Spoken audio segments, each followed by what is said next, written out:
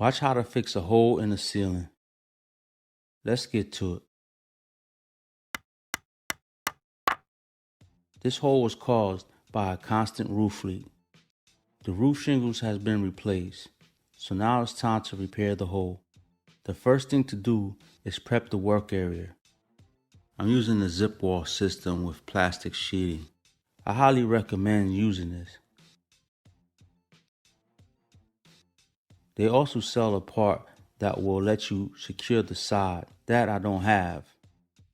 So masking tape will work for now. Use a respirator, coveralls, and gloves when doing this kind of work. Safety first, people. I got my drop cloth and ladder ready to go.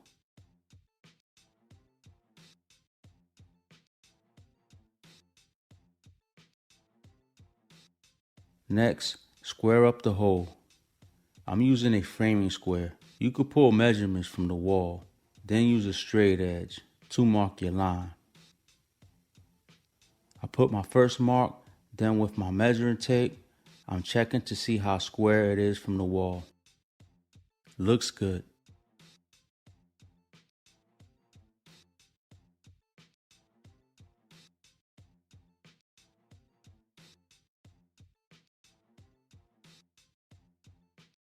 I like using a framing square because I can go off the first line I made to get a perfect square.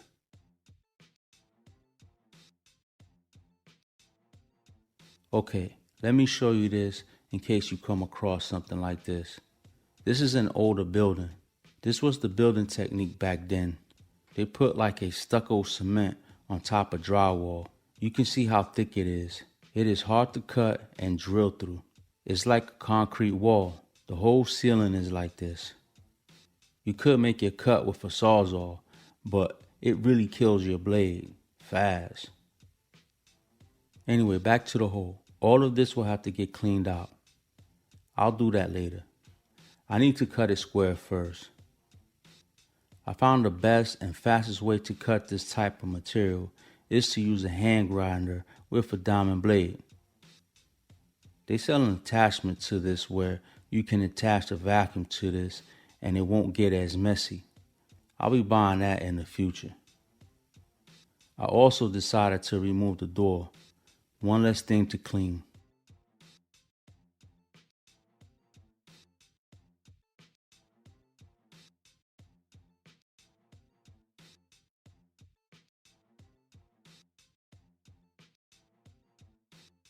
You can see how dusty this job gets.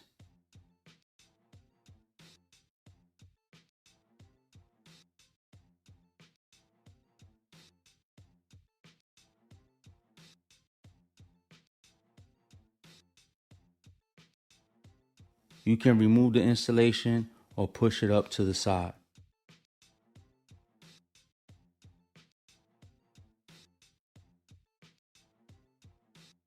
Now that the hole is cut, now we need to clean it up. Remove any nails, screws, cut all of this off.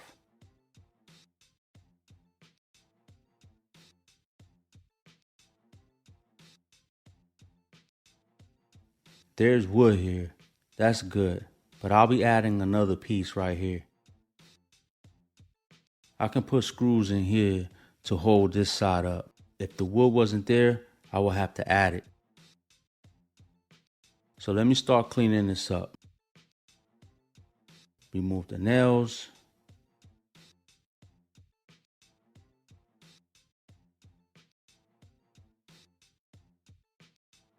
I found a hammer and chisel works good to cleaning this part up.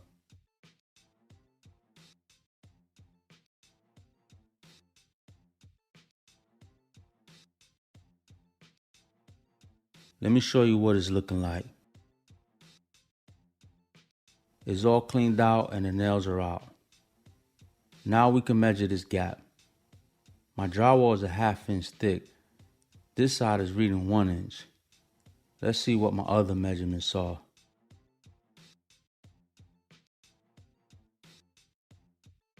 The rest say 3/4. That means I'll have to add a 1/4 inch of wood to bring the drywall down to where it needs to be. This side is a little bit bigger. Let's see how it plays out. If you're repairing a newer house, you shouldn't have to add wood. I think I can get away with just adding 2 pieces of wood to this hole. Measure out for the wood. You want to cut it bigger than the hole because you will need to put screws in the existing ceiling into the new wood. It's good practice to keep the work area clean. So before I proceed, I'm going to clean up some.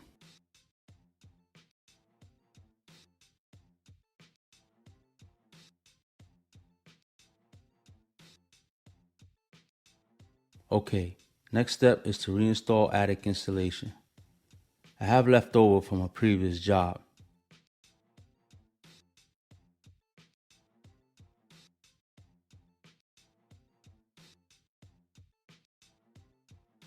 Now that I'm done messing with insulation, I'll blow myself off really quick. Cut the wood I need and install it.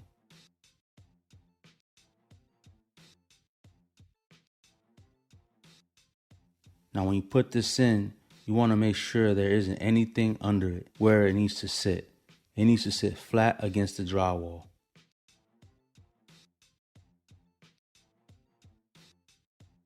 Screw it to the rafters.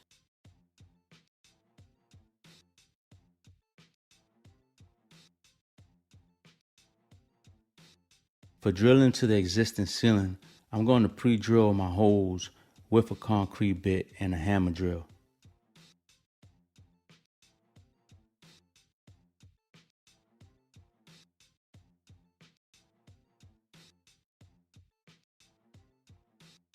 Now use a countersink bit to countersink the screw holes. If you don't, you'll run the risk of the ceiling breaking when you put your screw in. If that happens, you'll have to make the square hole bigger, and that will suck.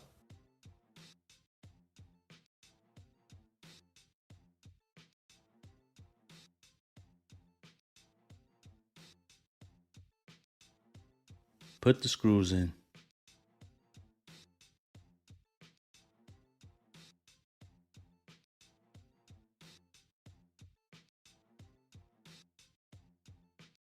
With the wood in place, you can get a better idea on how thick the wood needs to be to bring the drywall down to the existing ceiling. It's looking like a 1/4 inch. Add a 1/4 inch piece of wood. You shouldn't have to do this if the ceiling was just drywall. You could measure it with a measuring tape or do like I'm doing here. I'm just putting it next to where it goes and put a mark where I need to cut it. Cut it to length.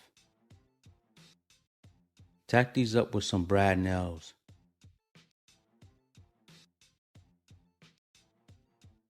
Measure for the drywall.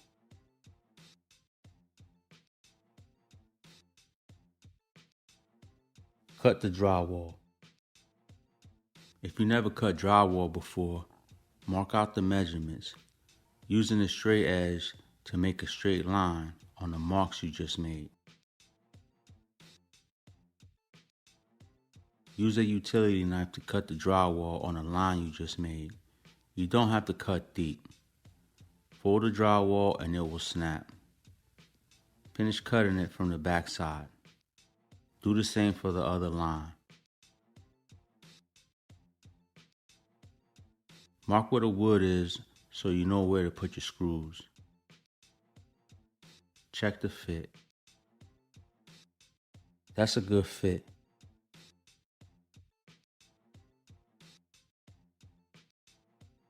Get the drill ready with a screw. Put the piece of drywall up.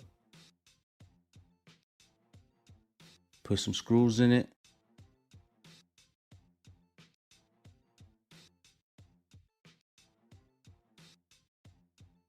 Okay, let me show you this.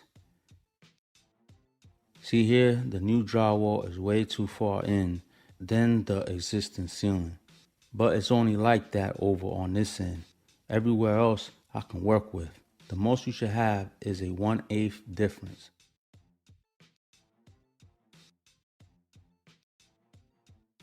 This is a little too much for me. I'm going to add a piece to this end to bring it down. The piece I add does not need to go to full length. If I do add the full length, the other end will stick out past the existing ceiling. Take the drywall back down and add a small piece of 1/4 inch.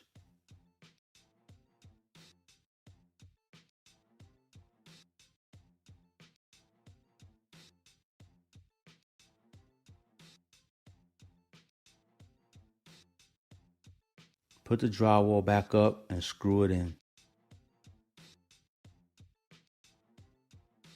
It's looking good. When screwing into drywall, careful not to drive the screw too far in or not in enough. Use one of these bits to get the perfect depth every time. Put a screw in every 6 inches around the edge and about every 8 to 12 inches in the inside of the drywall.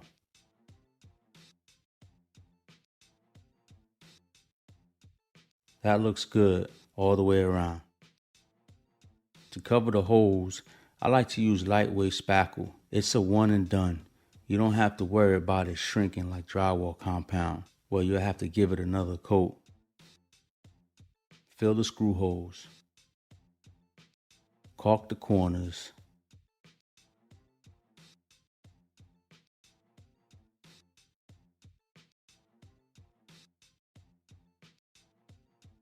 Now it's time to put drywall tape on the seams.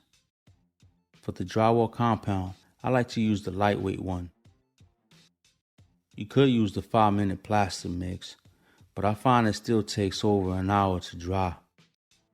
I have other work to do after this. I don't want to sit around waiting. I like to put it on the first coat, then return the next day to finish it. If you're doing work in your own house or you don't have another job lined up, use the 5-minute plaster mix and wait. Use a 12 and 6-inch putty knife and mesh drywall tape. Apply the mesh tape. I like the mesh tape because it has a sticky back, which lets you skip the step of having to apply compound before the tape. Use a utility knife to cut it.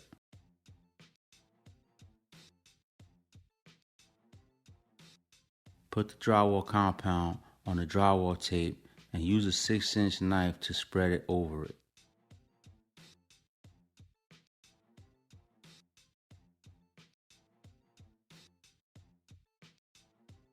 Because this is a repair, I like to go wide with the drywall compound. It hides the seam better.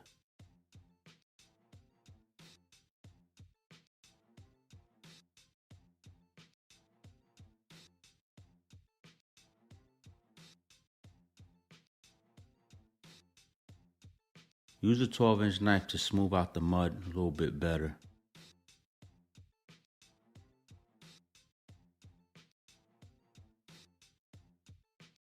This is another reason not to use the 5-minute plaster, especially if you're not used to mudding. With this mud, you can play with it until it looks okay to you. With the 5-minute plaster, it would have started drying on you, and you can only mix a little at a time.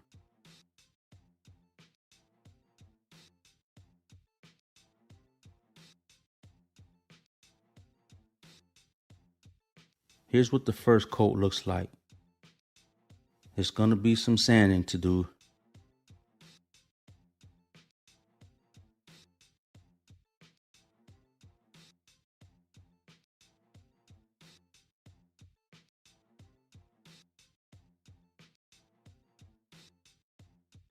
Cleanup time.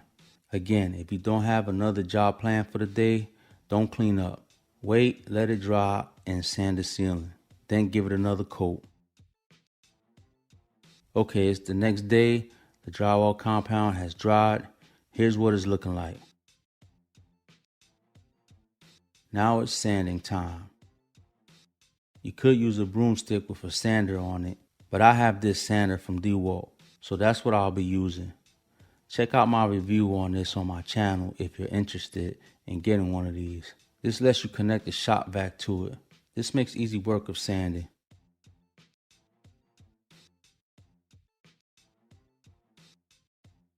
Here's what it's looking like now. Now I can give it a skin coat of drywall compound. What this does, it fills any cracks and crevices, giving it a smoother look. Adding a little water to the compound helps with this.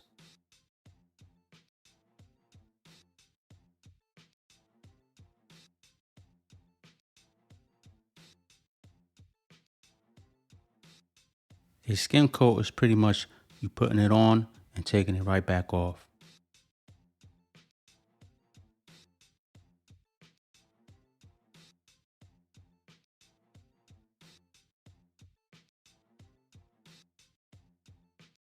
And that's it. You're pretty much done. Let this dry. You might have to give it a super fast light sand after this, and it's ready for texture or paint. Now it's cleanup time again.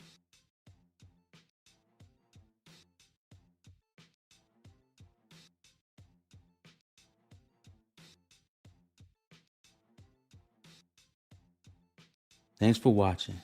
If you found this helpful, don't forget to hit that like, bell, and subscribe button for me. Check out my channel too. I'm sure you'll find some other thing interesting there to watch. Until next time, peace.